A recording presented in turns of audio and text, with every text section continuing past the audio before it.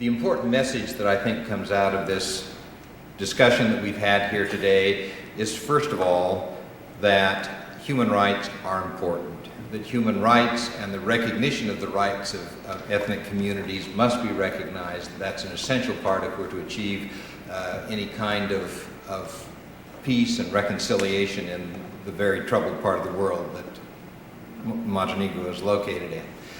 The second thing that I think is an important message that needs to come out of this hearing is that we here in the United States Congress are watching what is going on in Montenegro.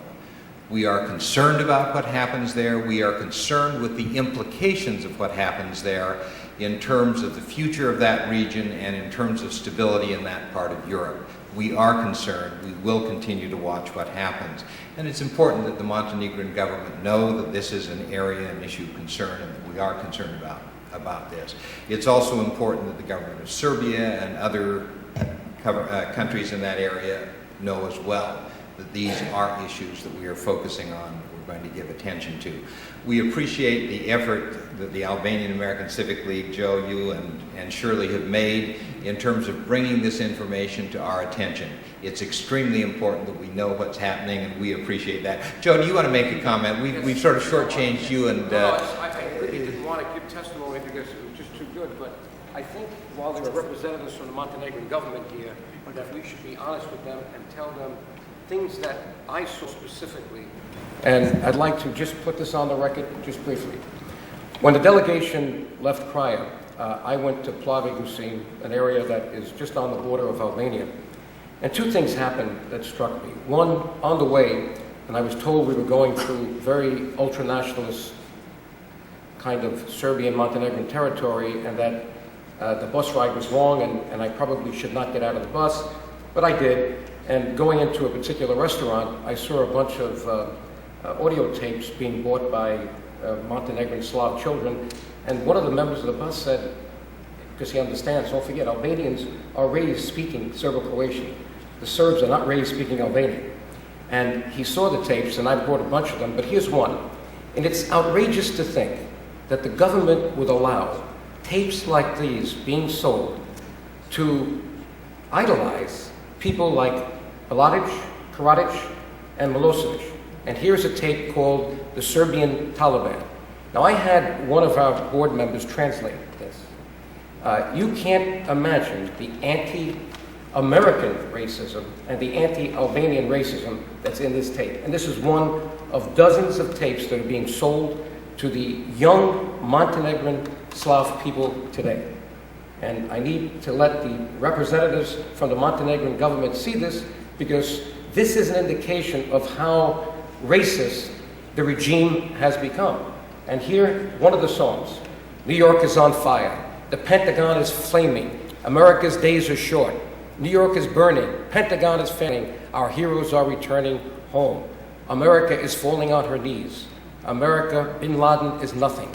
America, you will experience even worse.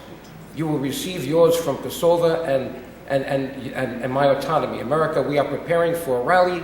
America, there will be an earthquake and you will pay the price. Listen carefully. We will stop at Clinton's door and shoot him like Mulash shot Murad, and his missus will not raise her head. The Serbian hand will not stop until the mission is completed. The Serbian brothers' question is now, when will Solana be shot dead? And Kofi Annan, you are a black gentleman. We will not be able to reach you until next year. And it goes through and through the hatred that's in here. And then when they get to the Albanians, you can't believe what they say.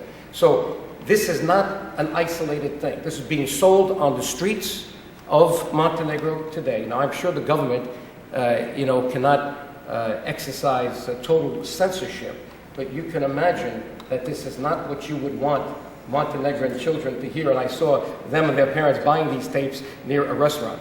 The other thing... There is a concern in Congress about incitement yes. to racial and ethnic violence. Here it is. There is one thing such as free speech, but there's also a serious concern in Congress about how free speech can be used to incite ethnic and racial violence, and I think that's something that there's a very serious concern with. And I will leave this for the record, because I think you need to see this. We'll the other thing that I want to show that has happened, When we got to Cloyes, the local political leader there, Tahir Jambalai, was so upset. Now, it happened to be a coincidence that that day there was an opening of a border between Montenegro and Albania. And mind you now, we are talking about opening up a border between Albanian lands. Don't forget, these Albanian lands that Montenegro has today were, I believe, illegally annexed back in 1878. But forget that. We cannot go back and change history. We're looking for the establishment of international law there today. But imagine having a celebration, opening up a border between Albanian lands, which will benefit Montenegro, because now there'll be business coming from the Albanian side to Montenegro.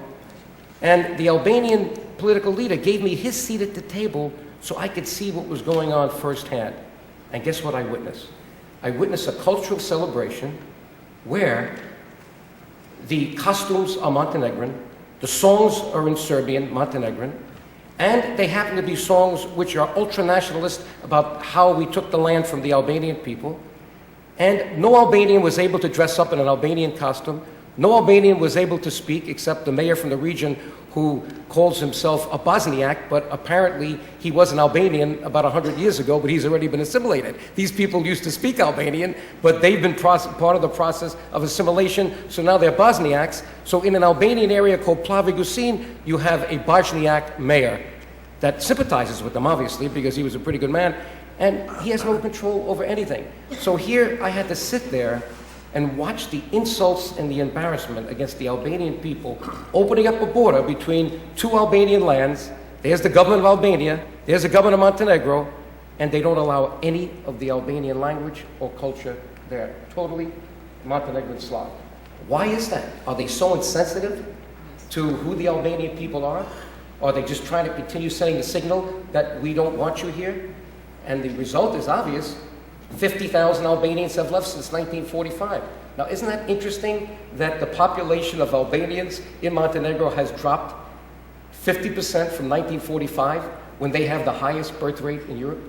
You would think that it would have doubled since 1945. Should have increased, yeah. It's not because they are forcing them out in this very quiet type of ethnic cleansing. And obviously, I wish we had another hearing, and you should.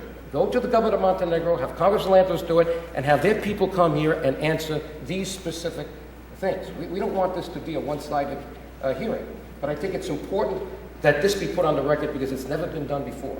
Yeah, we appreciate it, and all of these materials will be put in the record. We appreciate the effort that you've put into this, and we will adjourn our briefing. Thank you very much. Thank you very much. Thank you. Appreciate it.